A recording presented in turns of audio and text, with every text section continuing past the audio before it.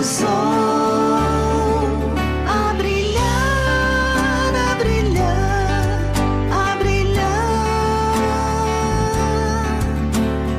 Quando alguém batesse a porta,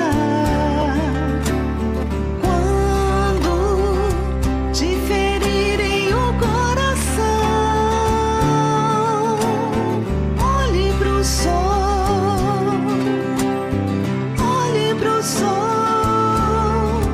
a brilhar, a brilhar, a brilhar, a brilhar, a brilhar, a brilhar. O sol é uma bênção de Deus, foco de luz iluminando a terra. Em cada raio, um toque de amor, mensagem de esperança, de esperança, lá, lá, lá, de esperança, lá, lá, lá.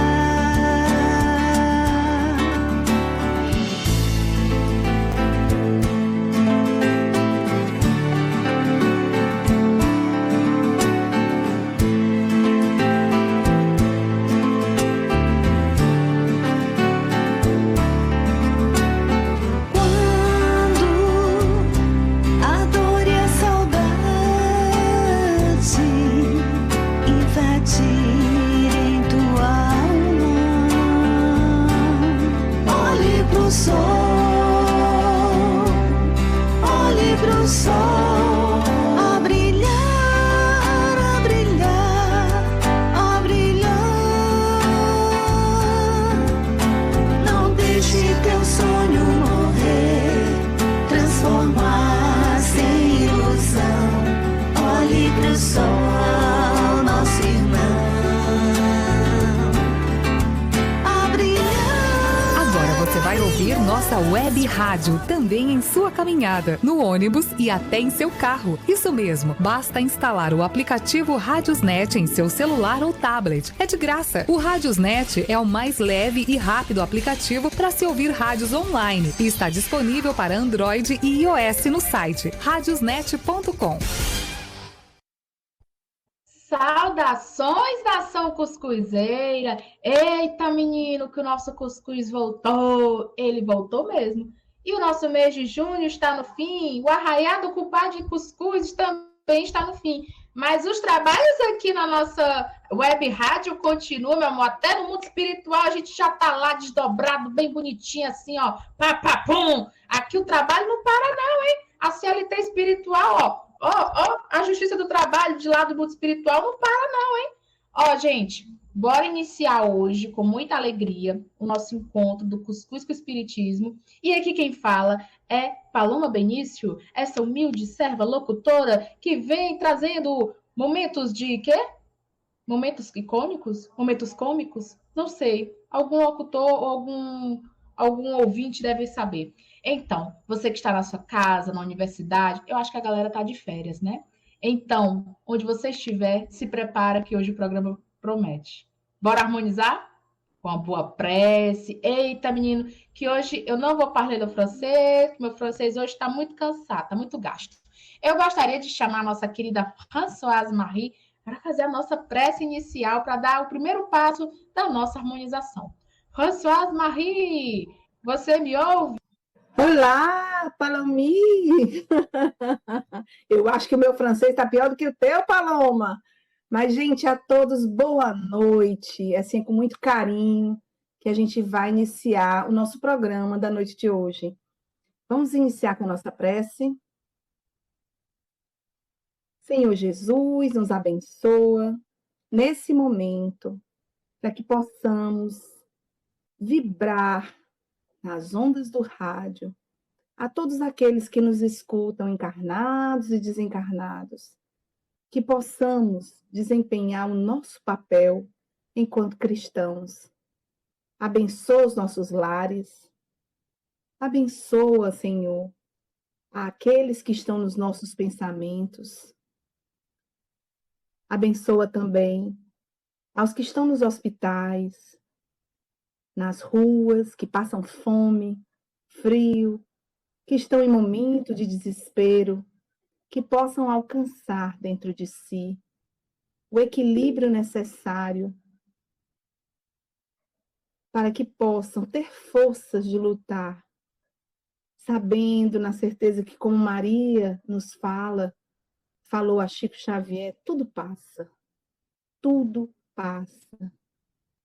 Que não perdamos a fé que nos renova e nos anima e que tenhamos o bom ânimo ao trabalho, a perspectivas novas, a usar nossa criatividade em serviço de nós mesmos e do nosso próximo. Abençoa e que possamos nos inspirar com o palestrante, né, da noite de hoje, que ele seja envolvido em muita luz, em muita paz, e que tenhamos uma noite tranquila e de grandes debates. Fica conosco, Senhor, agora e sempre, que assim seja.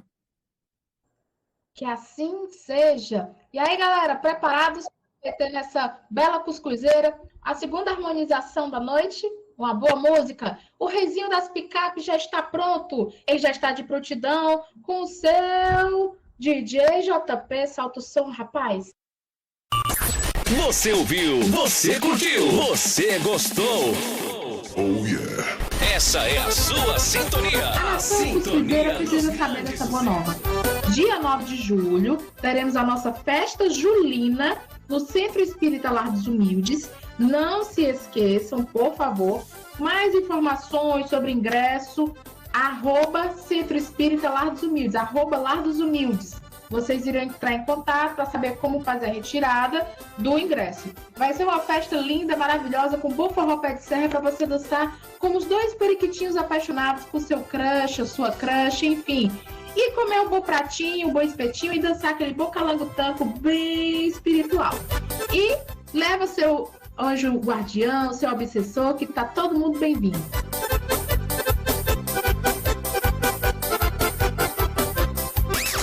Apoio Cultural. Web Rádio Vaticano. Sua Rádio Espírita.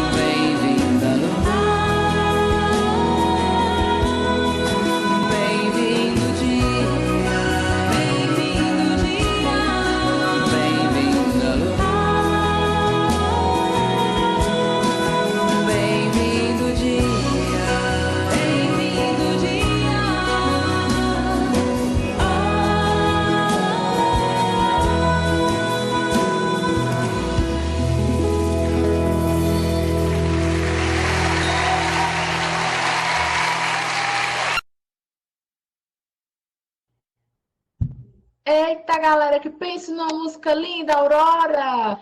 Gente, vamos iniciando mais um Cuscuz com Espiritismo. Você que está encarnado, pegue suas cumbucas de cuscuz, pegue seu galão de água para fluidificar, porque é assim que a gente vai continuando toda quinta-feira, evangelizando pelas ondas do rádio. Galera, o tema de hoje, viu, tá babado. Menino, pensa negócio bom, mas antes de eu anunciar o tema de hoje, eu gostaria de chamar o nosso convidado de hoje, e é com muita alegria que aqui está o tio Neto do Centro Espírita Lar dos Humildes. E o tema que ele irá apresentar hoje é do famosíssimo, o ícone, o cristal do Reino Unido, reizinho de Edimburgo, não aquele daquela família real lá, é aquele ícone, o maior escritor, um dos maiores, quiçá, Pape de Sherlock Holmes. Vocês sabem quem é ele? Sir Arthur Conan Doyle. Tio Neto, seja muito bem-vindo, muita paz e muita luz. Estou bastante curiosa com o tema de hoje. Eu quero ouvir a fofoca espiritual boa dele. Bora que bora! Olá, boa noite a todos. É uma alegria estar aqui com vocês e com essa turma bacana que compõe a equipe da Rádio Cuscuz com Espiritismo, né? O programa Cuscuz com Espiritismo. Paloma é a nossa animadora mor, que traz sempre esse alto astral dela, e todos os demais que aqui estão, né? A tia Fran, Isabel, a Iraci, que é a mentora desse projeto, né? Temos aqui nossa amiga Elis, e o João Pedro, que é o responsável aí por fazer a nossa transmissão. Então, uma boa noite a todos, nossa gratidão de estar aqui com vocês. E nós vamos tentar transmitir um pouco da vida e obra desse grande espírito, né, que na sua última encarnação, o que nós temos conhecimento, recebeu o nome de Arthur Conan Doyle. Quem é essa criatura, né? Quem é este ser que veio até nós? Este espírito valoroso, né? Ele nasceu no dia 22 de maio de 1859, em Packard Place, Edimburgo, capital da Escócia, no Reino Unido. Recebeu o nome de Arthur Conan Doyle, filho de Charles Altamont Doyle e Mary Foley. Desculpe o inglês aí, tá? Porque eu não fui bom aluno na escola aprendendo inglês, não, tá? Então, ele era descendente, a sua família era uma família de nobres. Agora, não abastados, não eram nobres com muitos recursos financeiros, né? Mas tinham esse título de nobre. Ele estudou, entrou para a Faculdade de Edimburgo, concluiu o ensino médio também na cidade de Edimburgo, e na faculdade ele cursou medicina, formado em medicina. No princípio, ele, apesar de toda a tradição familiar, de ser descendente de nobres, ele teve certa dificuldade, nós vamos ver um pouquinho mais à frente, após a sua formação, para conseguir até mesmo emprego na sua área como médico. E a gente vai entender o porquê daqui a pouquinho. Ele tinha uma relação assim muito especial com a sua mãe, a senhora Mary Foley. Ela tinha um verdadeiro amor por ele, né? Eles tinham uma sintonia assim muito especial. Ela era uma mulher excepcional pelo seu caráter, né? Pela sua postura, como lidava com o ser humano, e tinha o filho como um ídolo mesmo, tratava-o como tal.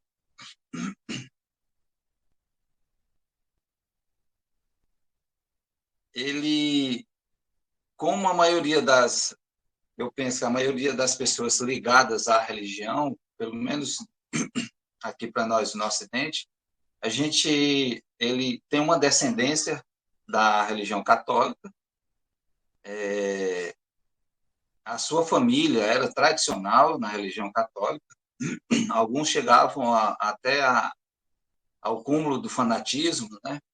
O exagero acerca da religião, uma religiosidade doentia, quando a gente se torna fanático.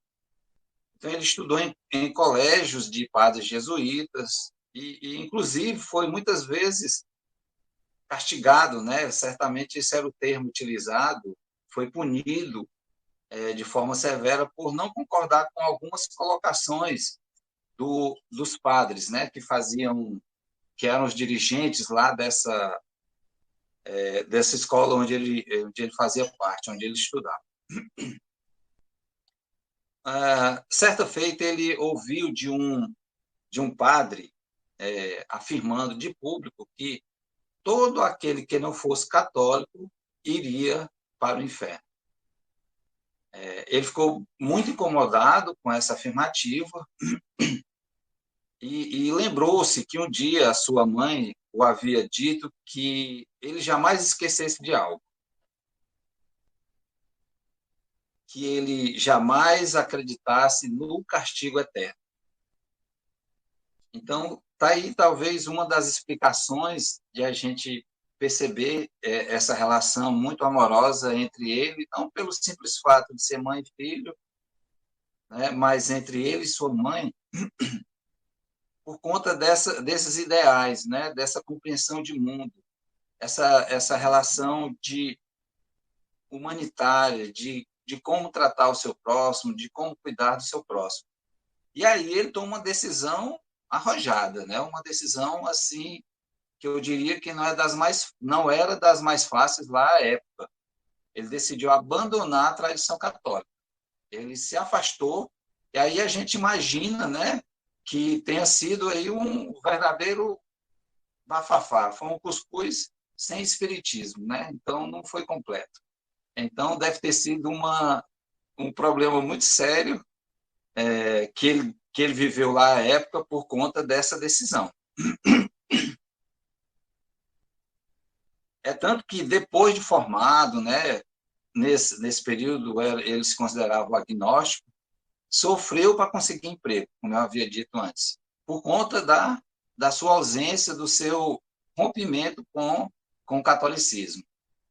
A família, muito influente na sociedade, para ajudá-lo, impôs-lhe que voltasse ao catolicismo, que ele não aceitou de forma alguma, firme naquilo que ele estava se direcionando, ainda não conhecia a doutrina espírita, mas ele já tinha uma compreensão de que não o permitia mais voltar atrás no que diz respeito à questão religiosa, porque não era aquilo que ele queria para a sua vida, né? E isso custou a ele o rompimento com os tios, aqueles que eram mais fervorosos, né? Que beiravam mesmo a questão do fanatismo religioso. Então, foi um problema para ele. O tempo passa, né? E em 1885 ele se casa com Louise Hawkins, mais uma vez, peço perdão pelo inglês, tá? Em 1889, nasce a sua filha, Mary Louise. A sua esposa, ela desencarna, mais à frente ele tem um novo casamento, e se não me falha a memória, acho que ele tem mais 2 filhos, enfim. Por volta do ano de 1889, ele já havia se tornado um grande escritor. Então, quem é Arthur Conan Doyle no que diz respeito à questão da literatura?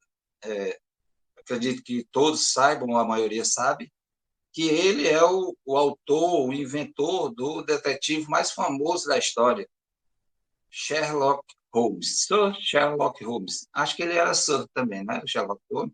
Acho que eu não estou enganado, não. O fato é que ele foi o criador desse personagem. Ao todo, foram 60 livros que diziam respeito a esse personagem. Teve um período em que ele teve... ele chegou a um momento de saturação dele mesmo, ele já não estava mais feliz com aquilo que ele estava fazendo, né? Já havia granjeado uma imensa popularidade por conta dessas obras, desses contos, desses romances policiais, e ele, em um determinado momento, ele, entre aspas, matou o detetive, né? Ele deixou de produzir novos livros, novos contos, novas histórias.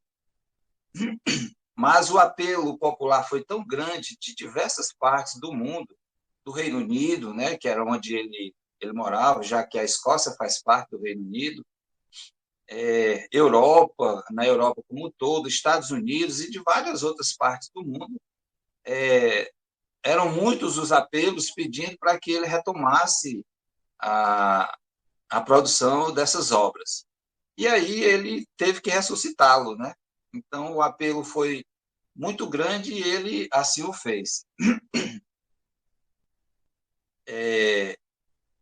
Tem-se relatos, inclusive, de perseguição a ele por conta dessa questão de ter desistido no primeiro momento, né, desse personagem, mas aí ele se viu obrigado, por diversas razões, retomou e concluiu lá todo o seu trajeto, culminando, como eu já havia dito, com 60 obras que diziam respeito a esse personagem.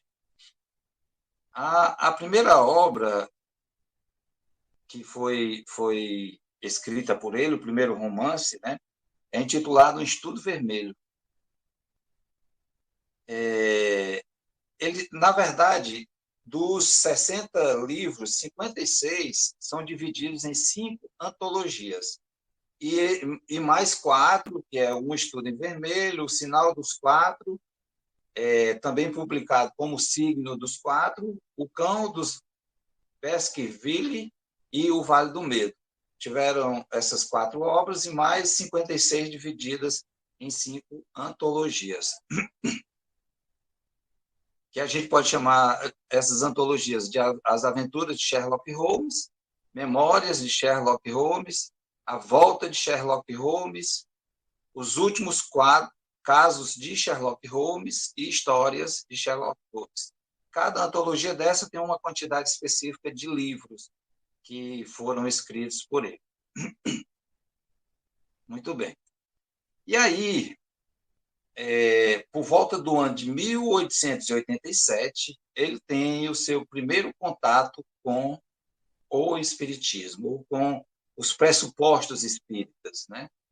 Ele, enquanto médico, ele estava atendendo a um de seus pacientes, um general de nome Grayson, que afirmava conversar com o irmão que já havia desencarnado. E aquilo não fazia sentido para ele, né? Para ele, Conan Doyle. E aí ele começou, de toda forma, como um espírito voluntarioso e que simplesmente deixava as ideias diferentes de lado, ele começou a estudar a respeito, já que era algo diferente, né? Então ele começa a estudar e a compreender melhor o que viria a ser o espiritismo. E se torna, nós vamos ver um pouquinho mais à frente, se torna um grande divulgador da doutrina. Em 1901, ele chegou a conhecer o William Crookes, que já vinha realizando, né, pesquisas no campo científico da doutrina espírita, e aí eles... As obras de William Crookes chamaram a atenção dele, né? Agora, eles não chegaram a ter uma relação assim, de amizade, digamos, né? De mais aproximação. mas em sua obra, A História do Espiritismo ou do Espiritualismo, em algumas traduções está escrito dessa forma, ou História do Espiritismo ou História do Espiritualismo, o William Crookes, ou melhor, Conan Doyle, dedica um capítulo a William Crookes nesta obra.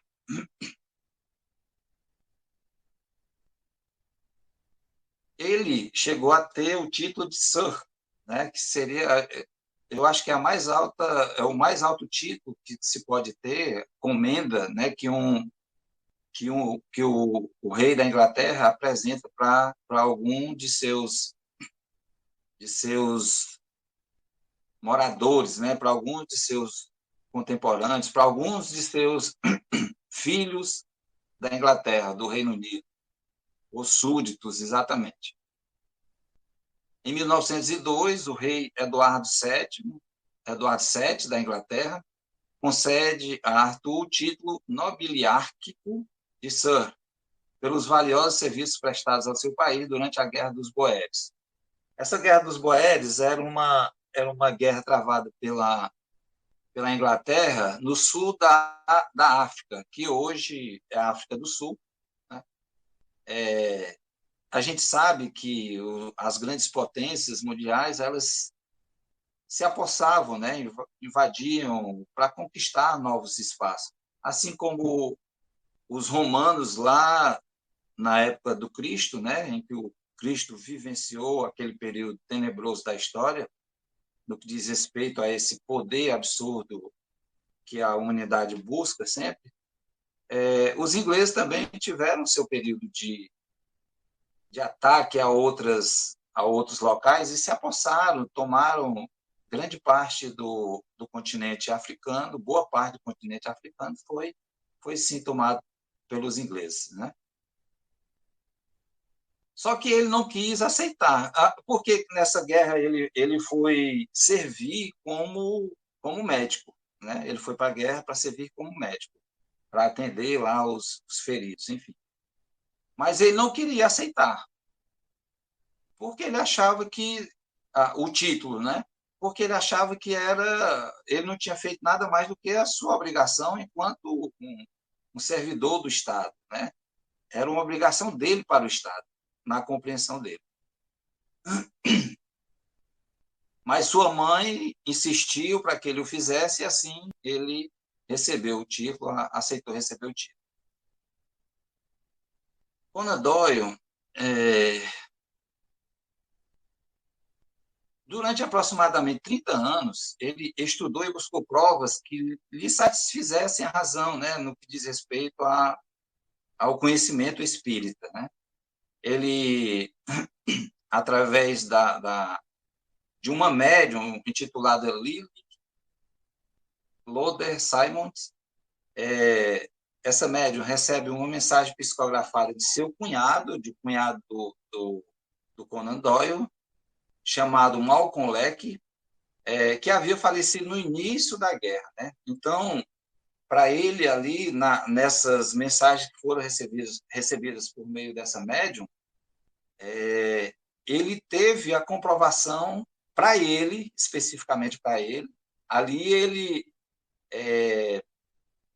recebeu informações que somente ele e seu cunhado tinham conhecimento, né? Então, ele afirma, após o recebimento dessa mensagem, né? Por fim, deixei de duvidar.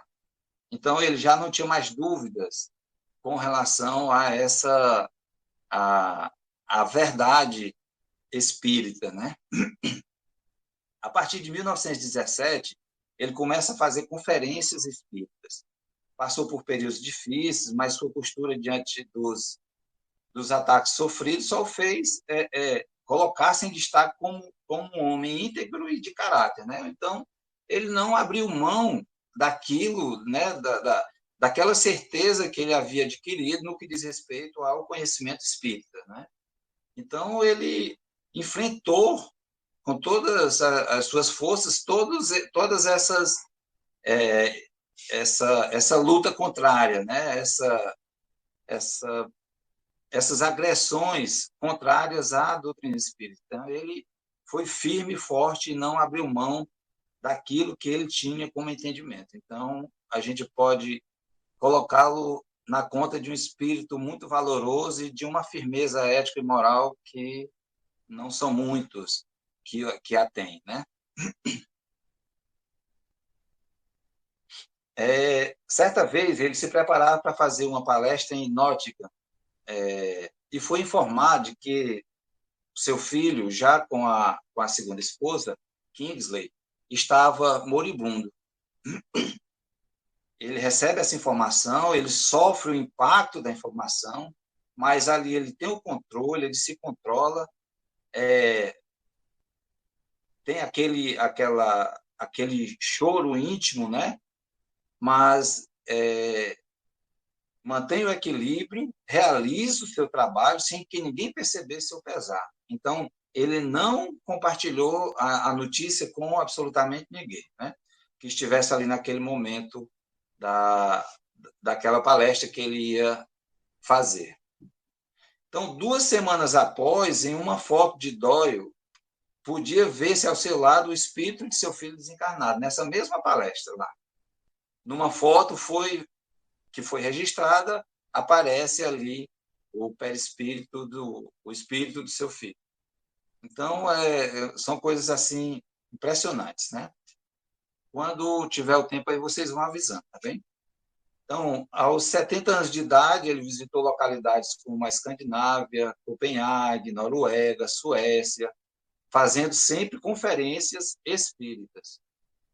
No seu retorno a Londres, iria falar no Albert Hall, na cerimônia do ar místico, quando o bondoso gigante de Edimburgo, como foi tratado aqui nesse texto, como era chamado, vacilou e caiu.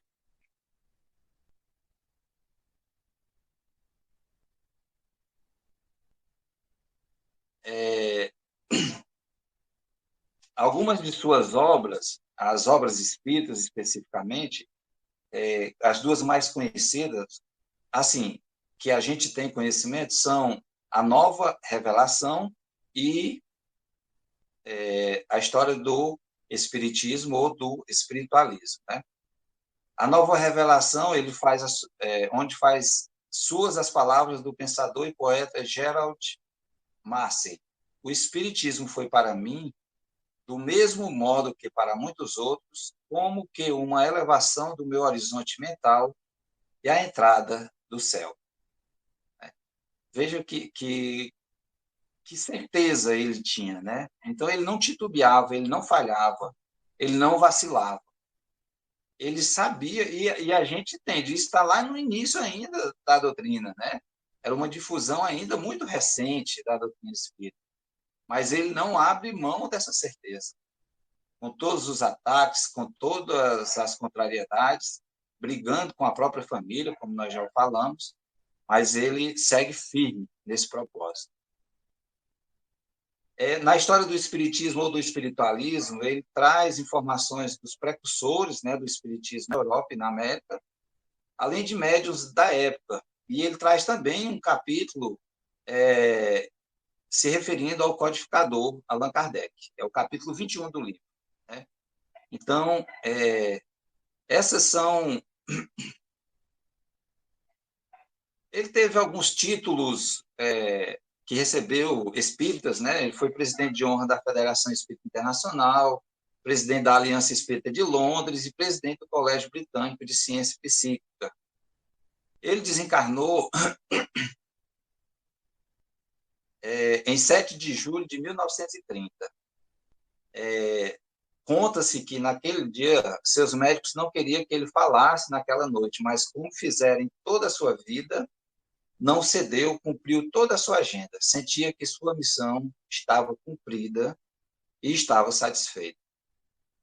E ele desencarna em 7 de julho de 1930, em Crowborough, Sussex. E aí encerra a sua participação como encarnado nesse nosso planeta, lá no Reino Unido, enfim, e que levou o seu conhecimento, a sua obra, para todo o mundo, né? Um de seus biógrafos escreveu uma vez que a seguinte frase: pela causa da religião espírita, citou a religião espírita. Conan Doyle deu seu coração, sua fortuna e, por último, sua vida. E, em um sentido espírita, referindo-nos à influência que ele deixou atrás de si, podemos acrescentar apenas isto: não escrevamos seu epitáfio. Ele não morreu. Então, foi uma vida totalmente entregue, dedicada à doutrina espírita, né? Quando, a partir do momento em que ele a conheceu, ele já tinha o germe da doutrina em si, porque você, volta a repetir, brigar com a família no quesito religião, naquele período, século XIX, né, era um desafio assim enorme, né? E ele o fez, e se deparou, como certamente estava previsto, programado, com a doutrina espírita. Eu queria, se ainda houver tempo, só fazer uma pequena fala de uma designação que é feita por uma médium, aliás, por uma senhora que eu vou já localizar aqui o nome dela, acerca de Allan Kardec, tá? Para a gente ir finalizando e encerrando com um pequeno trecho que nós vamos trazer aqui. Lá no livro, ele, no capítulo 21, intitulado Espiritualismo Francês, Alemão e Italiano, ele diz o seguinte: o espiritismo na França e nas raças latinas concentra-se em torno de Allan Kardec, que prefere o termo espiritismo, e sua feição predominante é a crença na reencarnação. O senhor Hippolyte Léon Denisard Rivail, que adotou o pseudônimo de Allan Kardec, nasceu em Lyon, e aí cita aqui o período, fala um pouco de Kardec, né? E aí ele traz aqui uma fala, uma descrição da senhorita Anna Blackwell, que traduziu as obras de Allan Kardec para o inglês. Ela faz assim, é extensa a descrição que ela faz, mas eu vou trazer só pequenos trechos, tá? Ela diz o seguinte: pessoalmente, Allan Kardec era de estatura um pouco abaixo da média, compleição forte, com uma cabeça grande, redonda e maciça. Ele não era cearense não, né? Mas tinha essa feição aí conosco, né? Feições bem marcadas, olhos claros e cinzentos, parecia mais um alemão do que um francês. Enérgico e perseverante, mas de temperamento calmo, cauteloso e inimaginável até a frieza. Incrédulo por natureza e por educação, pensador seguro e lógico, e eminentemente prático no pensamento e na ação. Era igualmente emancipado do misticismo e do entusiasmo. Grave, lento no falar, modesto nas maneiras, embora não lhe faltasse certa serena dignidade, resultante da seriedade e da segurança mental, que eram traços distintos de seu caráter. Nem provocava, nem evitava discussão, mas jamais fazia voluntariamente comentários sobre o assunto a que havia devotado toda a sua vida. Então, é impressionante, é muito belo, na verdade, a descrição que essa mulher faz.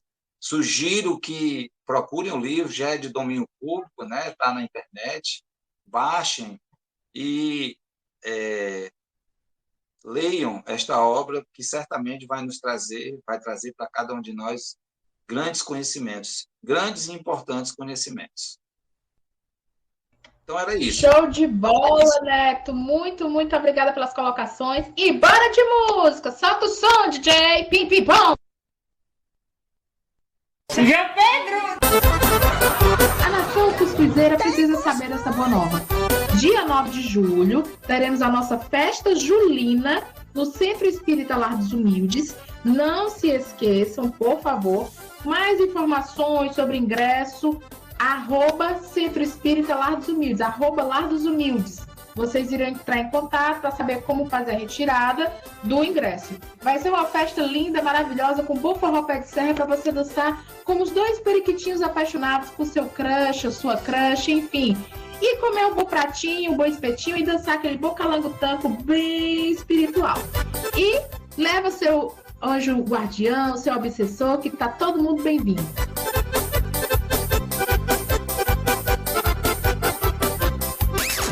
Apoio Cultural. Web Rádio Paterno. Sua rádio espírita na internet.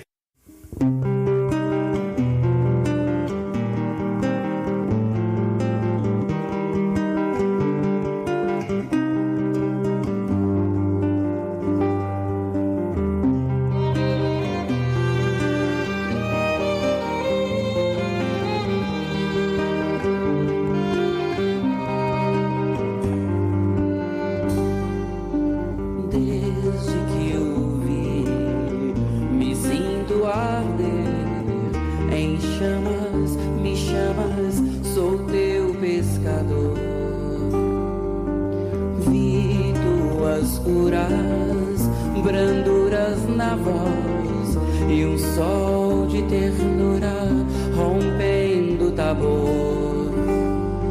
Deixei meu pai, meu mar, meu cais e busquei meu lugar junto a ti.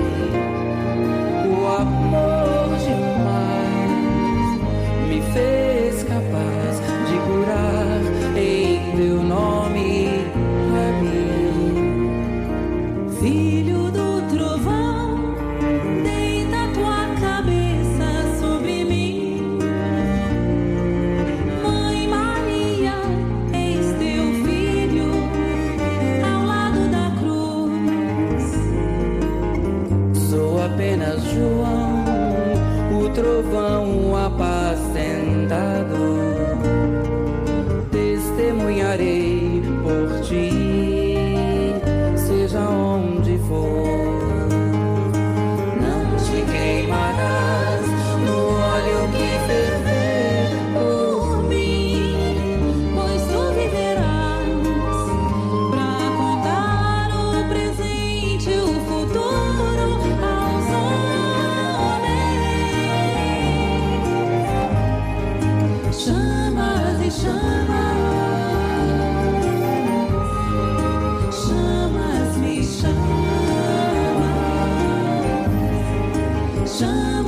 chamas, chamas e chamas, mas nem toda a terra poderá conter todos os livros que se puder escrever das coisas que ele fez. Chamas e chamas, chamas e chamas, chamas e chamas, chamas e chamas.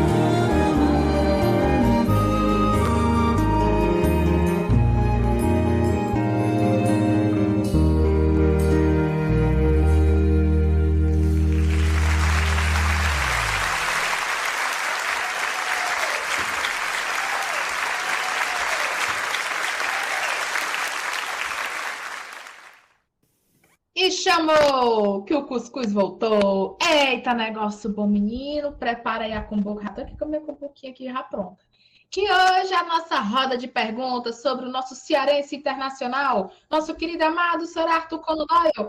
A Françoise Marie já está de prontidão. Sim, gente, existe cearenses internacionais. Vocês não fazem ideia. Os britânicos que o digam.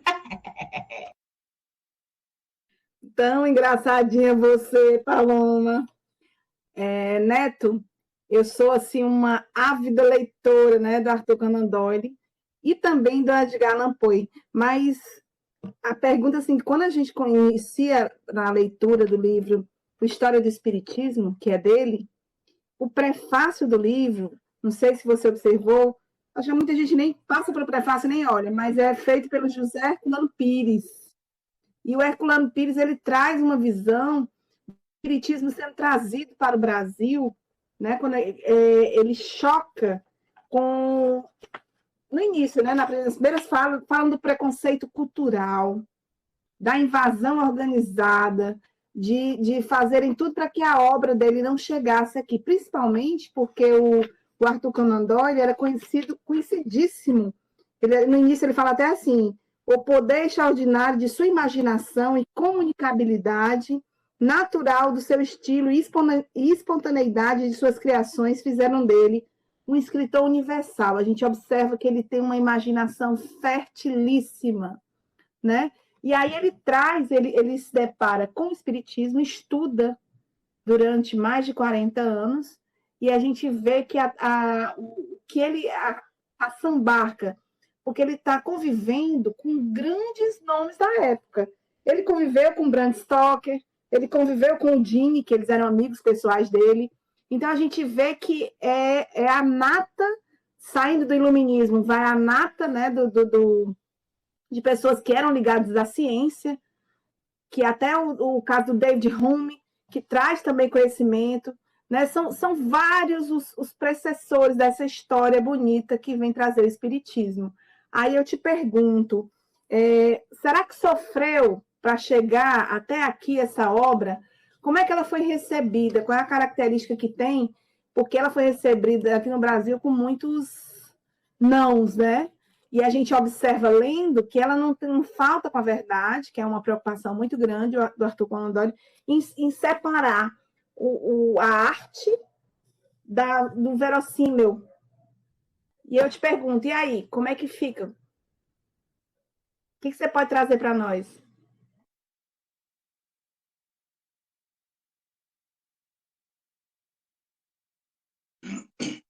A tradução que eu tenho, ela não é a tradução que foi feita pelo... Tu citou agora o nome, Fran? Herculano Pires. Herculano Pires, né?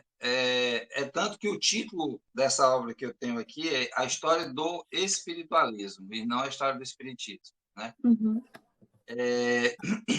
De certa forma, de acordo com a sua pergunta, com toda certeza teve sim uma contrariedade, né? Uma dificuldade da sua introdução no nosso meio. O espiritismo estava no seu início. Aqui no Brasil, você ainda estava também se tomando o pé, né? A sociedade estava tomando o pé disso, ainda era algo não muito difundido, digamos assim. Enfrentou resistência, certamente enfrentou resistência. Eu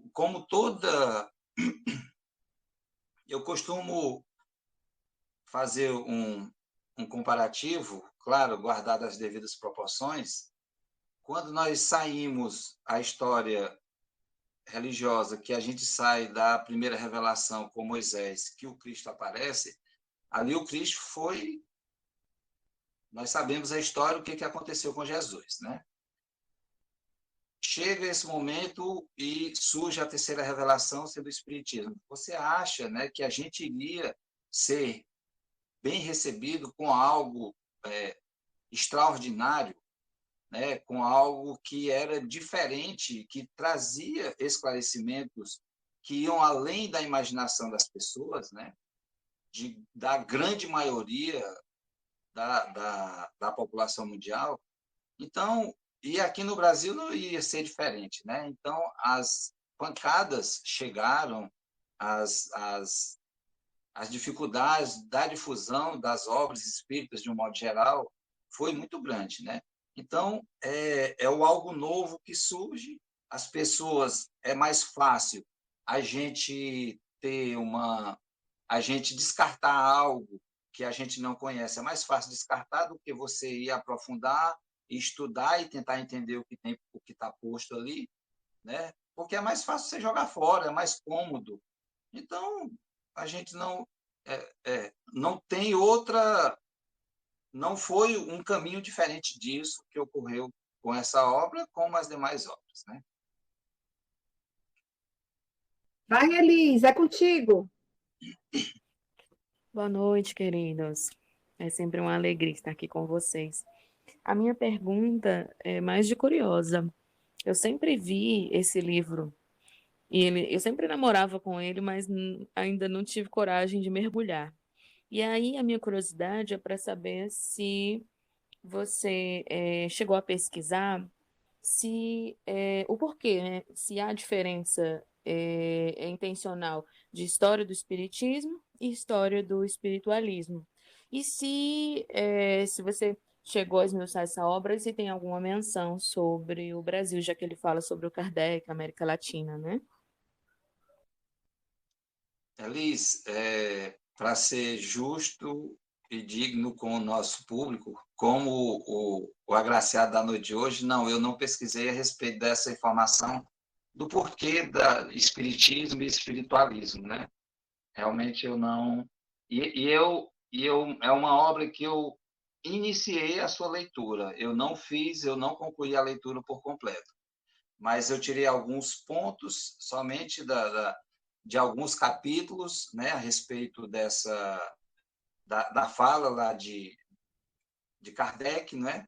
E eu peço desculpas a você, mas eu não pesquisei sobre isso. Neto, tem muito a ver um com o outro, sim. O que tu falaste tem tudo a ver no livro. Tem uma coisa, todos os dois estão interligados, viu? Não te preocupe com isso, não, porque está tudo interligado. Tudo que tu falaste está igual. A única diferença é que a editora Pensamento, ela faz com o Herculano Pires, ele faz um prefácio, só isso. Mas a obra em si, ela vem trazendo todo um compêndio. O que muito me chamou a atenção é sobre a média Eusápia Paladino, sobre as mesas girantes. Ele faz toda uma volta, do mesmo jeito que esse aí faz, esse aqui também faz. Ele faz um andar caminhante na história do espiritismo, de Kardec, o que o Kardec se inspirou, das mesas girantes, de todo o processo. É a mesma coisa, a única diferença assim, que a gente detecta no momento é que há esse prefácio do Herculano Pires. Tu ias falar, Isabel? Eu ia só dar uma contribuição, viu, Neto? Na verdade, é sempre os conflitos internos que tem em todo canto. Como o Arthur faz uma digressão desde Hydesville, entre outros, aí as pessoas falam, falou tão pouco de Allan Kardec, então não é espiritismo, é espiritualismo. Então fica esse conflito. Mas, na verdade, o que é que ele busca? Fazer uma contextualização até chegar a Allan Kardec. E de Allan Kardec para frente, não é isso, Fran? Isso, ainda mais que no Brasil, como a gente colocou no início, e o Neto muito bem colocou, houve para não mistificar, de tirar espiritualismo, que são outras religiões irmãs, aí ele detectou como nome de espiritismo. Só isso, sabe? Mas a obra é a mesma, a diferença de singular, que foi mudar de espiritualismo para espiritismo, porque no Brasil nós temos outras religiões irmãs que se denominam espiritualistas. Nessa obra que eu estou aqui, tem uma apresentação da tradução por Louis, mais uma vez meu inglês, me perdoe, Louis Neil Morris. Luiz Neil Morris. Pronto, acho que facilitou. Ele traz realmente essa informação que ele diz... Entretanto, a começar pelo título, vê-se uma inexatidão na versão brasileira, porque no título original é The History of Spiritualism, né? Então, a história do espiritualismo, na versão original. Só que, como já foi explicado aí pela Fran, né, ele ainda diz aqui o seguinte, o termo em inglês espiritualismo, traduzido como espiritismo, não apenas é incorrespondente, ou seja, não corresponde, como implica numa problemática de relevante peso para a configuração dos conceitos da doutrina espírita, alimentando assim uma já consagrada confusão quanto ao que é e o que não é inerente ao espiritismo, posto que este se distinga do espiritualismo, embora ambos compartilhem do mesmo fundamento primordial, a crença na vida espiritual. Daí porque esta tradução traz o epíteto à história do espiritualismo. Ele esclarece o porquê disso, tá? Tio, voltando assim um pouquinho, quem é que não assistiu na sessão da tarde? Quando, na infância, viu, gente? Na infância mesmo. O filme O Enigma da Pirâmide, né? A gente assim, se deleita com as obras de Arthur Conan Doyle. E quem é que não assistiu? Isso aí não é da minha época. O Mundo Perdido, na década de 80, aí, ó, na década de vocês, né? Quem é que não assistiu? Tudo isso aí são obras de Arthur Conan Doyle que a gente vai passando e a gente não se beneficia, né? Mas, tio, é interessante, tem é porque eu sou fã dele, viu, tio? Tem um documentário no YouTube de 1927, uma entrevista com o Arthur Conan Doyle mesmo, que vale a pena, todos os ouvintes que estão aí. É bem interessante que ele disseca, fala por que ele escolheu esse detetive, por que ele matou Sherlock Holmes, por que ele mudou para a visão espiritualista. E são só 10 minutinhos, viu, gente? Vale muito a pena assistir, tá certo? Tio, foi muito, muito, muito, muito bom, ó, tio. São muitas as perguntas que ficam, né? Tu queres assim, fechar? Uma história de um espírito tão valoroso, né? A gente não consegue dissecar e a gente não consegue obter todas as informações assim num curto espaço de tempo, né? Mas, pelo pouco que nós vimos, vale a pena, né, você se debruçar um pouquinho mais e procurar pesquisar e entender quem foi esse espírito valoroso, né? Eu acho que seria muito bom que cada um de nós fizéssemos. Pense num tema bom, que se desse mais pano para manga, como diz minha mãe, a gente tá aqui até meia-noite, virando a noite, então como o tempo urge e a espiritualidade é pontualíssima, assim como os britânicos copiaram a espiritualidade, nosso programa chega ao fim, mas não se preocupe que próxima quinta estaremos de volta. Galera, lembrando, assim como está passando na rádio, o aviso sobre a festa julina do Centro Espírita Lar dos Humildes, vossos ouvintes estarão todos convidados. E não se esqueçam, vamos fazer a prece final para podermos, então, finalizar mais uma quinta com muita luz. E para fechar com chave de ouro, eu gostaria de chamar a nossa querida Isabel Martins para fazer a prece final. Vamos lá. Muito bom, viu, Neto? Obrigada aí pela sua contribuição. Possamos, meus irmãos, encerrando esse nosso momento dessa quinta-feira, elevar o nosso pensamento ao Mestre querido, num sentimento de gratidão por estarmos juntos, por podermos aprender mais um pouco nessa noite de quinta-feira.